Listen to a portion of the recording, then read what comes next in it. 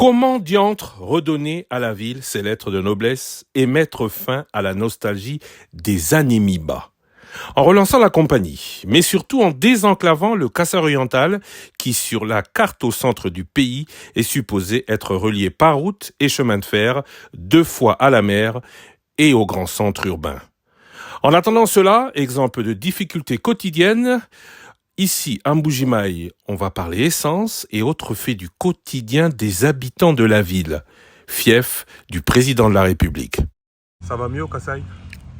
Au Kassai, ça ne va pas mieux parce que la situation sociale continue à être en berne, nonobstant les travaux d'infrastructure initiés par le président de la République, son Excellence Félix Antoine, à qui nous disons merci pour ces initiatives qui font renaître notre ville de Mbujimaï.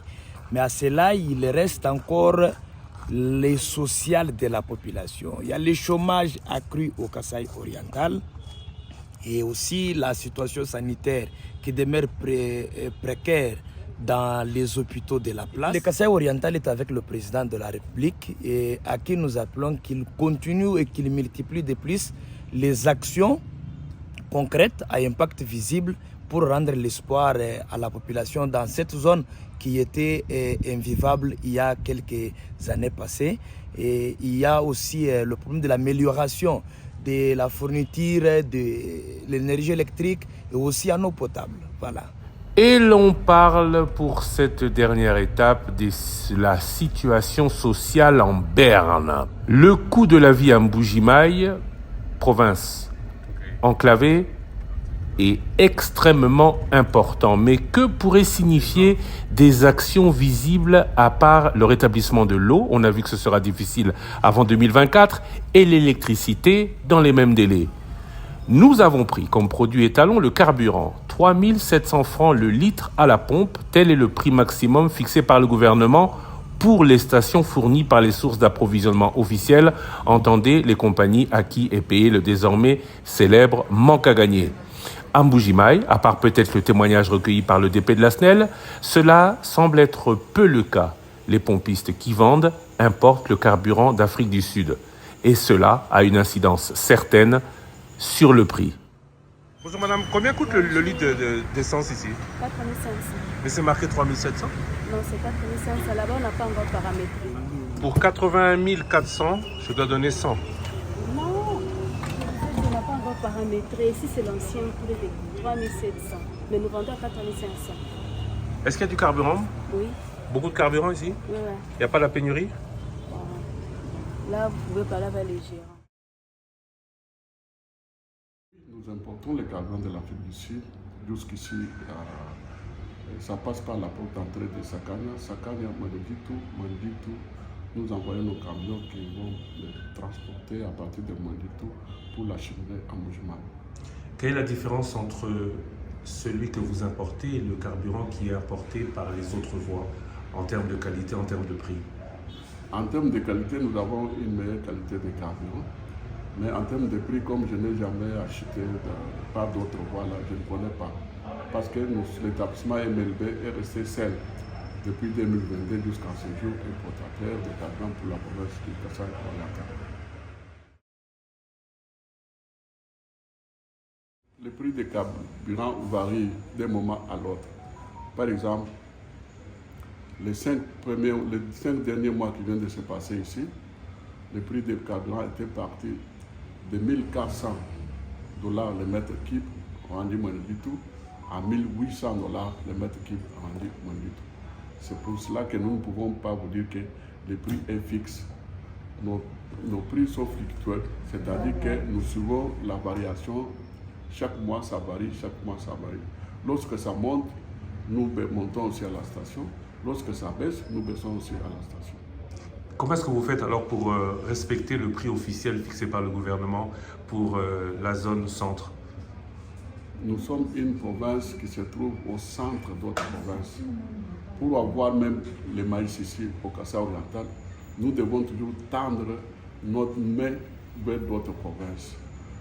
Vu que nous sommes au centre, en tout cas, nous trouvons dans les difficultés de respecter les prix fixés par l'État. L'État même, ici au Kassai oriental, il a fixé des prix.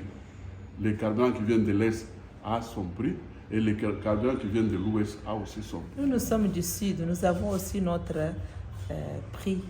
Sur la structure des prix, là, il y a le prix de l'Ouest, du Sud, et ce sont des prix différents, en commençant par la structure du prix.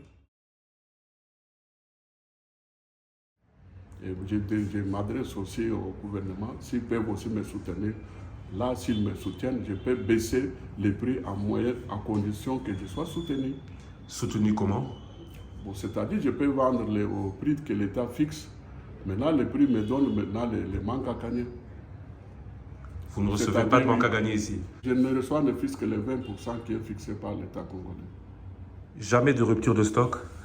Je n'ai jamais connu rupture de stock. Même la population kassaïenne connaît bien que l'établissement MLB est en train de soutenir le chef de l'État à 100% en termes de carburant. Le carburant n'est qu'un exemple, mais il est l'étalon de ce qu'est l'économie de la province.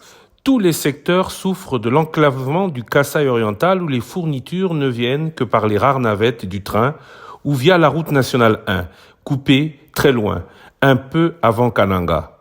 Cela ne décourage cependant pas certains originaires devenus quinois à revenir. On ne sait jamais. Jusque-là, on n'a pas vraiment de difficultés parce que les espaces nous ont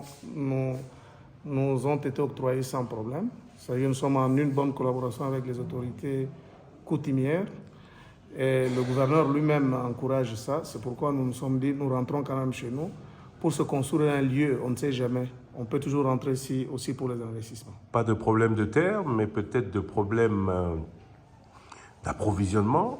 Mbuji-Mayi est enclavé, il paraît que le ciment, barre de fer coûte excessivement plus cher. Quels sont les coûts?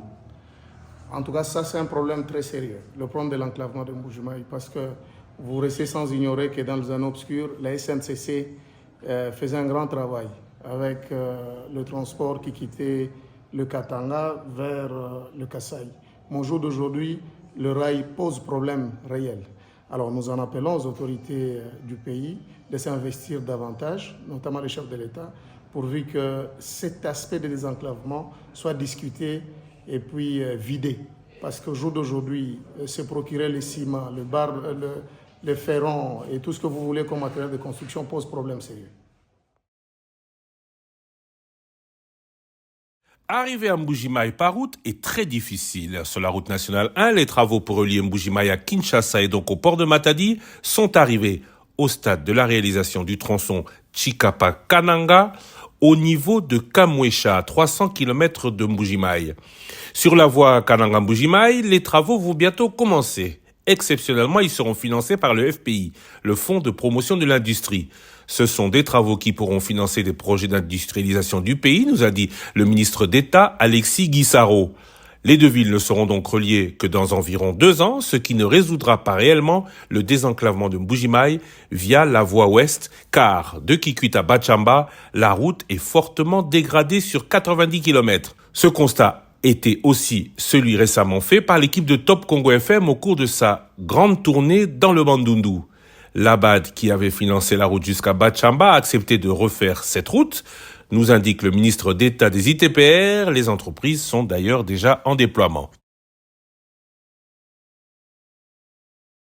À part via le Bandundu, Mbuji-Mayi peut être désenclavé sur 2 autres voies. À l'est, les travaux ont déjà commencé sur la route Kalamambuji-Kananga. Le président Tshisekedi s'y était d'ailleurs récemment rendu. Cette voie reliera le Kasaï au port de Lobito de l'autre côté de la frontière en Angola. Beaucoup de gens aujourd'hui passent déjà par Lufu pour allier via l'Angola, Kalambambuji et Kananga pour arriver à Mbuji-Mayi. Il y a la voie, mais si le train de Mbuji-Mayi via Moneditu est fonctionnel, sa circulation se fait de manière irrégulière due aux problèmes que rencontre la SNCC, la Société nationale de chemin de fer du Congo. Il y a aussi la voie sud-est via Kamina par le Lualaba, Luena Nguba, mais elle n'est pas praticable. Nous sommes en train de positionner des financements, nous a dit le ministre Guissaro. C'est plus de 800 km, nous ne pouvons y aller que progressivement. Cela va prendre beaucoup plus de temps que la voie Kalambambuji via l'Angola, nous dit encore Alexis Guissaro.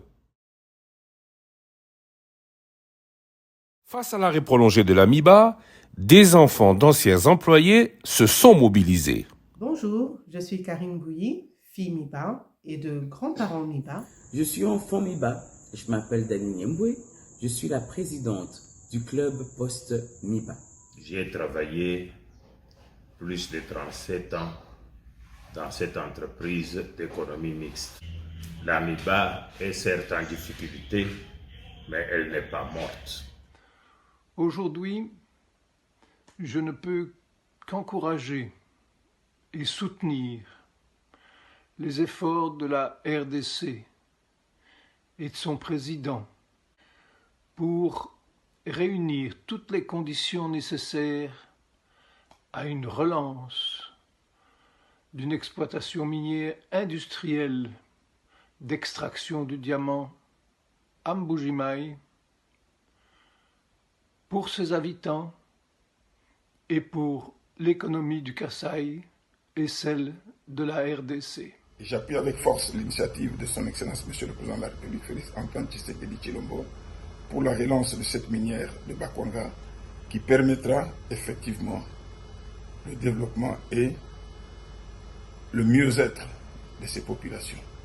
Je reste convaincu que sans une MIBA requinquée et réhabilitée, les grands Kasaï ne vaut rien.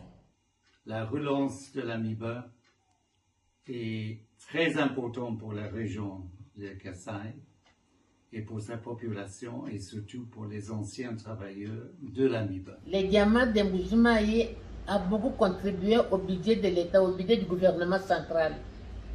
Mais ce qui me fait de la peine, c'est de voir que le gouvernement central n'a pas fait un effort pour rendre l'essentiel à la population de Mbuji-Mayi et de Kananga, d'où ces diamants-là sont venus, pour leur donner de l'eau, pour donner de l'électricité, parce qu'à Mbuji-Mayi, il y a encore des gens qui vont puiser l'eau dans la rivière. J'ai été collaborateur de Kalonji quand on a créé la province minière. J'ai collaboré avec Kalonji quand il y a eu l'État autonome du Sud Kasaï. J'ai été ministre dans le gouvernement de Ngaloula à Mbuji-Mayi. J'ai été gouverneur moi-même. L'État congolais, ex-zaïrois, ne pourra jamais développer ce coin sans la part importante de la MIBA.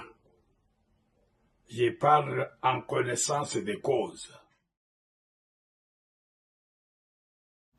Sauvons la MIBA dit aujourd'hui soutenir les efforts du président de la République qui s'articulent autour de plusieurs hypothèses de financement de relance qui lui ont été présentées. Il y a d'abord celle du COPIREP, le comité de pilotage de la réforme des entreprises du portefeuille de l'État, qui prévoit une enveloppe de 453 millions de dollars à décaisser en 3 ans, dont 149 la première année. Ce coût inclut un plan d'investissement estimé à 161 millions pour l'achat du nouveau matériel, dont 35 millions seront déjà décaissés la première année. Pour le COPIREP, il faudra d'abord restructurer le mode de fonctionnement autour du corps de métier vieux de plus de 100 ans et installer un nouveau modèle d'exploitation minière en plusieurs pôles, avec notamment la mine, l'exploitation, les centres d'industrie et l'exploration. Un plan où il faudra privilégier la kimberlite et faire la recherche et l'exploration de nouveaux gisements pour ne pas se retrouver dans 20 ans sans ressources à exploiter. Autre hypothèse, celle du gémologue congolais Dani Mukendi. Nous avons rencontré cet ancien de la bourse d'Anvers en Belgique. C'est dans le quartier royal de Bruxelles, près du palais du roi Léopold, créateur en 1906 de la Fourminière, que nous avons conversé avec cet ancien fils MIBA, passionné de la minière de Bakwanga. Les produits du Congo finissent dans le luxe. Et ces luxes, ce sont des grandes bijouteries d'Anvers qu'on peut trouver à la place du Sablon, à Louise, à la place Vendôme à Paris, à Anvers surtout. Et donc voilà, c'est comme ça. Mon plan est un plan de 300 millions de dollars américains pour relancer la production à la minière de Bakwanga MIBA, mais aussi pour restructurer l'entreprise. Ce plan tient compte des 7 points essentiels. Le premier point, c'est effectivement les 200 millions pour relancer et restructurer l'entreprise.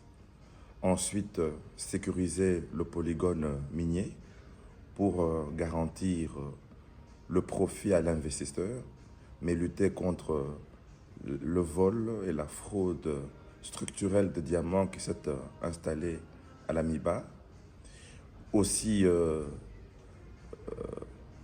relancer et réhabiliter les centrales hydroélectriques de Tiala, puisqu'une entreprise industrielle et minière comme la MIBA, sans électricité, elle ne vaut rien. Il faudrait aussi délocaliser la dette MIBA à la DGDP pour permettre de libérer le passif de cette entreprise, puisque au bilan de la MIBA, le passif est un obstacle pour n'importe quel investisseur, quelle que soit sa bonne foi, même l'État congolais. Et donc nous proposons, et c'est ça l'innovation de mon plan, c'est la délocalisation de cette dette vers la DGDP pour permettre à la MIBA de consacrer ses fonds réellement au travail.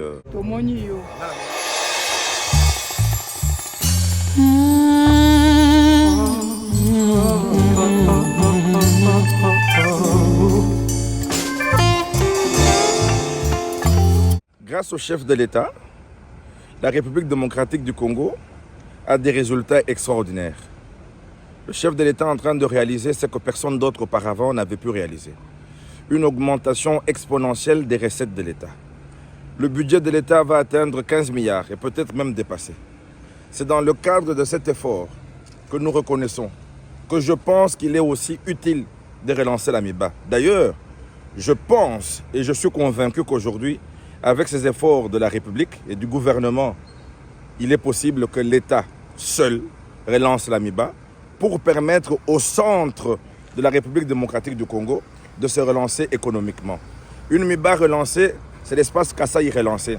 Avec l'espace Kasai relancé, c'est la certitude d'une prospérité au Congo.